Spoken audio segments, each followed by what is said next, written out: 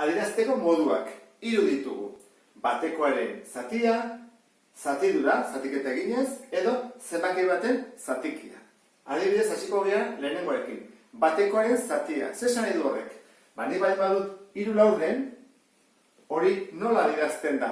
Marrazkiz, izango litzake 4 zatitan egin, eta 3 hartu. Hori da, batekoaren zatia bezala adierazita. Zatidura, 3 laurden baldin badut, zatiketa egiten badut, 3 laurden izango litzake 3 zati 4, egiten dut zatiketa, eta ateratzen da 0,75. Komarekin. Orduan, hau da, bigarren modua. Ni dut zatiki bat, zatiketa egiten badut, atatzen zen 0,75. Zergatik? Marronek, esan nahi dut lako baita ere, zatiketa. 3 zati 4. Orduan, hau da, bigarren modua. Eta bestea, 3. izango litzake zenbaki baten zatikia. Adibidez, esaten bat digute, 12-ren 3 laurden. Zenbat da? Orduan, kaso honetan, 12-ren 3 laurden, zai gogoratzen zate, ren horrek esan nahi du biderketa bat, bihurtu ezakegu biderketa bat. Orduan, egin ezakegu 12 bider 3 laurden.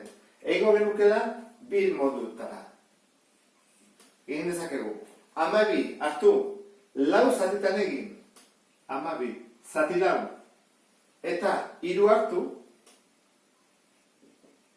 12 zati 4, 3 bider 3 bederatzi, hau izango izateke modu bat, eta beste batzuk egite dute beste launtara.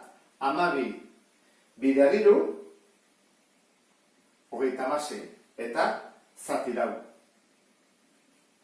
Bederatzi, bi erak, zenbat eta zenbestea egin behar ditu, bietan bederatzi akatzen delako. Horren, hau izango izateke, adierazteko 3. modua.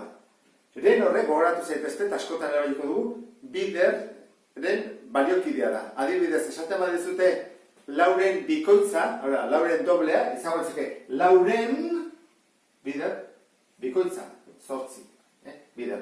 Edo 3-ren erdia, horren izango litzateke, 3-ren eta bajatzen erdia. Biderketa ikusiko du nola egiten da. Goatzen bali bazate, hau izango litzateke horrela, ezta? 3 erdi. Eta horrekin bukatuko genuke sarrera. Beste bat arte, agur.